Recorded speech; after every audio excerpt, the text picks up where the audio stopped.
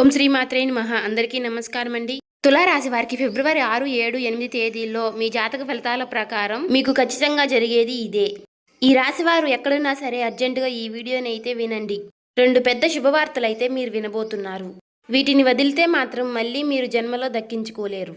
ఈ రాశి వారికి ఈ వీడియో మీ కంట పడింది అంటే గనుక ఈశ్వర్య అనుగ్రహం మీ నందు ఉంది కాబట్టి ఈ వీడియో మీ కంట పడిందని చెప్పుకోవచ్చు. వీడియోని ఎక్కడా కూడా స్కిప్ చేయకుండా చివరి వరకు చూసే ప్రయత్నం చేయండి.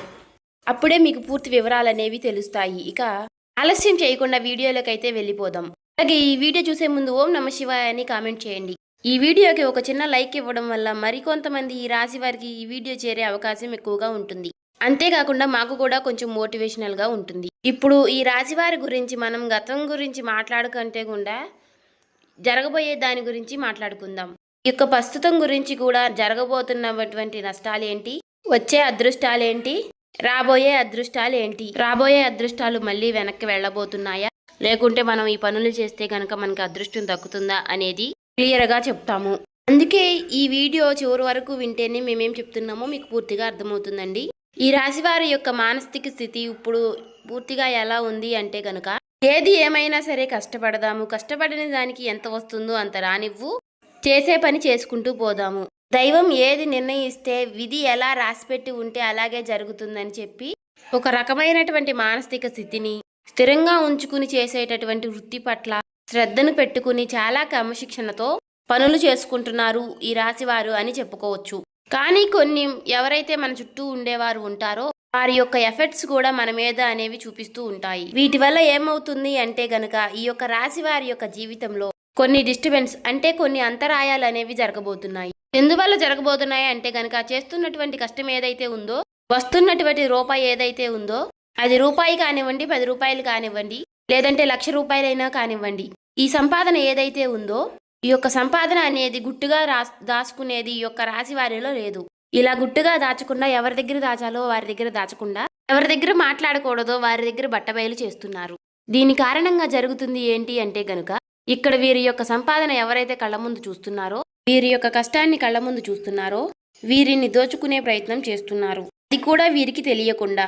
అది ఎలా అంటే గనుక అక్కడే మీ రాశికి కొంత చెడు ఎఫెక్ట్ అనేది పడుతుంది. అది మీరు కంప్లీట్గా చాలా అర్థం చేసుకోవాలి. చుట్టూ ఉండే వాళ్ళు కూడా చాలా మంచి వాళ్ళు అని భ్రమపడద్దు.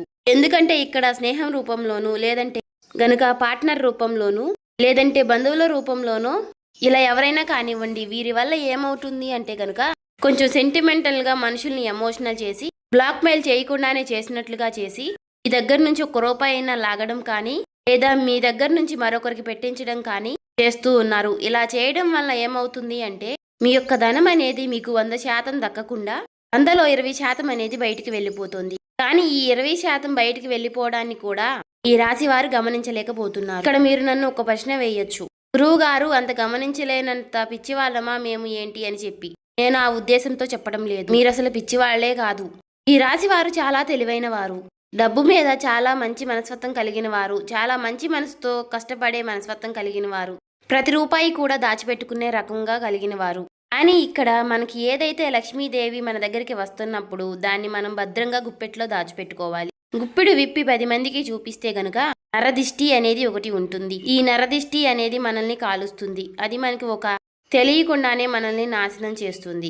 తీరా పూర్తిగా చేజారిపోయినాక అయ్యో అని ఆకులు పట్టుకుంటే ఏమీ ఉపయోగం ఉండదు. కాబట్టి చుట్టూ ఉండేవారిని మాత్రం తేలికగా నమ్మవద్దు. వారి కోసం 1 రూపాయి అయినా సరే ఎట్టి పరిస్థితుల్లోనూ ఖర్చు పెట్టవద్దు. ఇది బంధువుల రూపంలో అయినా, స్నేహితుల రూపంలో అయినా, లేదంటే మీ దగ్గర పనిచేసేవారు ఎవరో ఒకరు ఉంటారు కదా, వారినైనా సరే మీరు నమ్మవద్దు.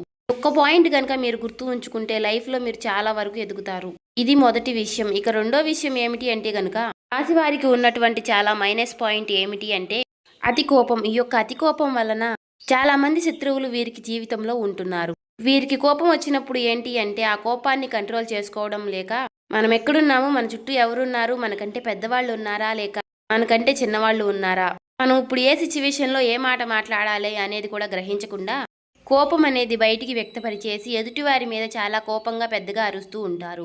ఈ విధంగా అరవడం వలన ఆ కాసేపు మీ కోపాన్ని బయట పెట్టి చూపించేసుకుంటూ ఉంటారు. దీని వలన మీరు చాలా వరకు కూడా మీరు అనుకున్నటువంటి మీ చుట్టూ ఉన్నటువంటి మీ మనుషులైనటువంటి వారిని మీరు దూరం చేసుకుంటూ ఉంటున్నారు. అనుకున్న వాళ్ళు ఎవరైతే ఉన్నారో వారు కూడా మీకు దూరం అయ్యే అవకాశాలు ఎక్కువగా ఉంటాయి.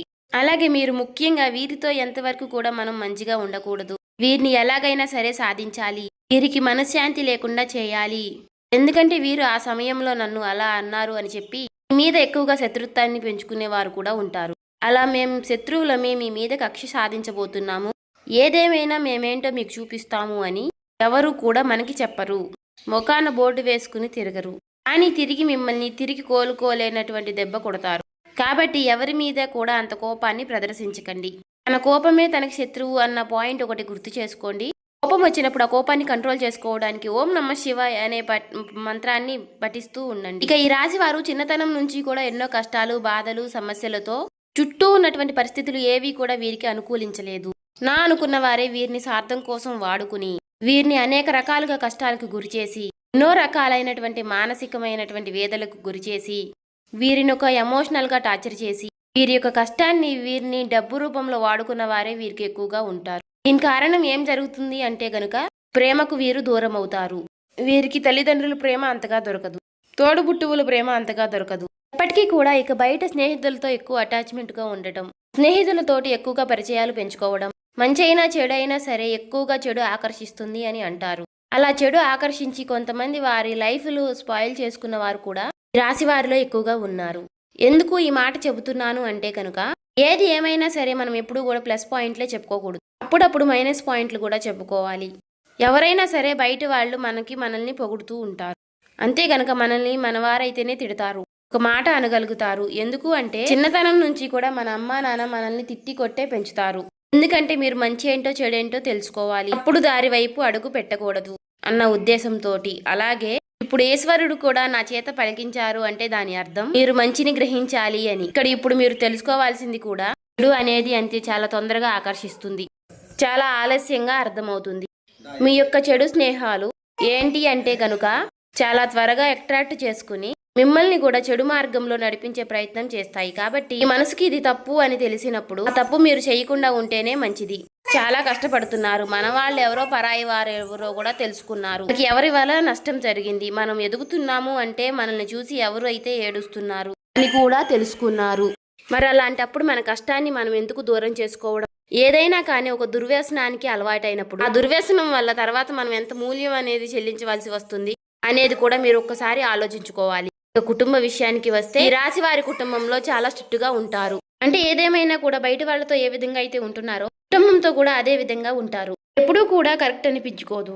మన కుటుంబంతో మనం ప్రేమగా ఉండాలి. మనకి మంచి జరిగినా చెడు జరిగినా మనతో పాటు తోడుగా ఉండేది మన కుటుంబమే. అటువంటప్పుడు కుటుంబం అనేది మనకి ఎప్పుడూ కూడా ఒక వెన్నుముక లాంటిది. అటువంటప్పుడు బయట ఉండే కోపాలు, బయట ఉండే ఆవేశాలు, బయటపడిన బాధలు, ఉద్యోగాల్లో ఉండే స్ట్రెస్లు, వ్యాపారాల్లో ఉండే నష్టాలు, వారి మీద కోపాలు అన్నీ తెచ్చి కుటుంబం మీద రుద్దకూడదు. ముఖ్యంగా మగవాళ్ళకి ఈ విషయం చెప్పాలి. ఎందుకు అంటే గనుక చాలా మందిని ఈ యొక్క రాశి వారిని గమనించినట్లయితే గనుక ఎక్కువగా పదే పదే అరుస్తూ ఉంటారు, ఇంట్లో ఎక్కువగా కోప్పడుతూ ఉంటారు, చిన్నపిల్లల మీద కూడా అరుస్తూ ఉంటారు. ఎందుకంటే వారి స్ట్రెస్ అనేది ఎక్కువగా మైండ్లో ఉంటుంది. కానీ ఆ స్ట్రెస్ని మీరు కంట్రోల్ చేసుకుంటే గనుక మీకు తిరుగు ఉండదు.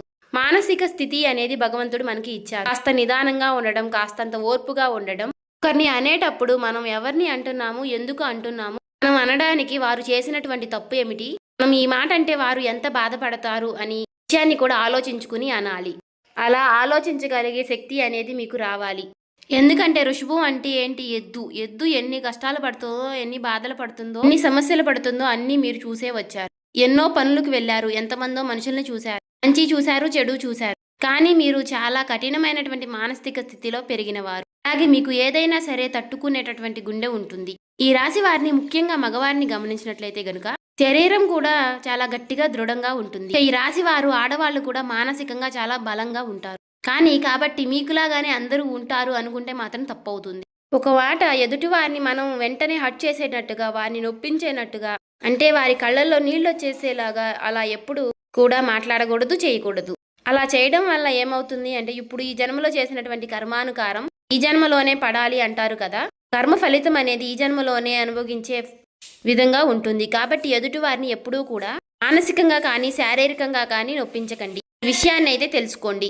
ఇక ఈ రాశి వారిని ఎందుకు అర్జెంటుగా ఈ వీడియో చూడమన్నా, అసలు 2 పెద్ద శుభవార్తలు ఏమిటి అనే విషయం, రేపటి రోజున మీకు వచ్చేటటువంటి మొట్టమొదటి శుభవార్త ఏమిటి అంటే వీరి యొక్క లైఫ్ పార్ట్నర్ వల్ల మీకు పెద్ద లాభం చేకూరుతుంది. మొదటి నుంచి కూడా మీకు మేము చెబుతున్న వార్తే. ఈ రాశి వారికి వీడియోస్ కనుక ముందు నుంచి మీరు చూస్తున్నట్లయితే ఈ రాశి వారికి లైఫ్ పార్ట్నర్ వల్ల చాలా అదృష్టం అనేది పడుతుంది. ముఖ్యంగా ఈ రాశి వారి యొక్క లైఫ్ పార్ట్నర్లు చాలా కష్టజీవులు, చాలా శ్రమజీవులు. వీరు ఎంత కష్టపడతారో వీరి యొక్క ప్రతి కష్టాన్ని వారు అర్థం చేసుకునే విధంగా ఉంటారు. అలాగే ఇందాక నేను చెప్పినట్లుగా వీరి గుండె చాలా బలమైనది, గట్టిది అని చెప్పి మనసు కూడా చాలా కష్టాలను ఎదుర్కొని నిలిచింది. అలా ఉంది కాబట్టి ఈ రాశి వారికి చాలా మొరటి స్వభావం ఉంటుంది. కానీ అవతలి వారిది చాలా సున్నితమైనటువంటి మనస్తత్వం. వీరిద్దరూ కూడా అప్పుడప్పుడు కాకుండా చాలా తరచుగా, అంటే భార్యాభర్తలు ఎక్కువగా గొడవలు పడుతూ ఉంటారు. అలాగే ఈ యొక్క రాశి వారికి వీరు చేసేటటువంటి పనుల వల్ల కానివ్వండి, లేదా మీ యొక్క లైఫ్ పార్ట్నర్ వల్ల పుట్టినింటి వైపు నుంచి కానివ్వండి, ఏదేమైనా సరే వీరికి లాభం అనేది వస్తుంది. ఇది మాత్రం 100% లాభం. సమాజంలో గౌరవం అనేది పెరుగుతుంది. డబ్బు పరంగా కూడా చాలా వరకు లాభాలు అనేవి కలిసి వస్తాయి. ఇది 100% జరుగుతుంది, రాసి పెట్టుకోండి. ఈ మొదటి శుభవార్త. ఇక రెండో శుభవార్త ఏమిటి అంటే గనుక, రాశి వారికి చేస్తున్నటువంటి వృత్తి ఏదైతే ఉందో ఆ వృత్తి నందు గతంలో చేసినటువంటి చాలా మోసాలను అధిగమించి ఆ మోసం ఏ విధంగా జరిగిందో తెలుసుకొని వాళ్ళకి కాస్తంత దూరంగా ఉండడం వలన ప్రతి రూపాయి మీద జాగ్రత్త అనేది తెలుసుకోగలిగితే మీరు చేసే పని నందు చాలా వరకు కూడా ధనం లాభవుతుంది అని చెప్పుకోవచ్చు. అంటే వీరికి ఇప్పుడు లక్ష్మీ కటాక్షం అనేది పుష్కలంగా ఉంది. ధన ద్వారాలు తెరుచుకోబోతున్నాయి. అన్ని గ్రహాలన్నీ కూడా ఏవైతే ధనం రావడానికి చేసేటటువంటి గ్రహాలన్నీ కూడా అనుకూలమైనటువంటి స్థితిలో ఉండటం వలన ధన ప్రవాహం అనేది మీకు అధికంగా ఉంటుంది. కానీ ఇక్కడ మీకు జాగ్రత్త అనేది ముఖ్యం. మీరు కష్టపడుతున్నారు, ధనం లేదు అని చెప్పి అనకండి. మీరు శ్రమ చేస్తున్నారు, మీ సమయాన్ని చాలా పనినందు పెడుతున్నారు, అయినా కూడా ధనం నిలవడం లేదు అంటే గనుక కాస్తంత అజాగ్రత్త. ఎదుటివారు వాళ్ళని గుడ్డిగా నమ్మడం వల్ల మీరు లాస్ అవుతున్నారు. అలా గనుక జరగకుండా చూసుకుంటే గనుక మీరు చాలా వరకు లైఫ్లో మీరు ముందుంటారు. చూసారు కదండి. ఈ వీడియో నచ్చితే ఓం శ్రీ మాత్రే నమః అని కామెంట్ చేయండి. ఇంకా సబ్స్క్రైబ్ చేసుకునే వాళ్ళు సబ్స్క్రైబ్ చేసుకోండి.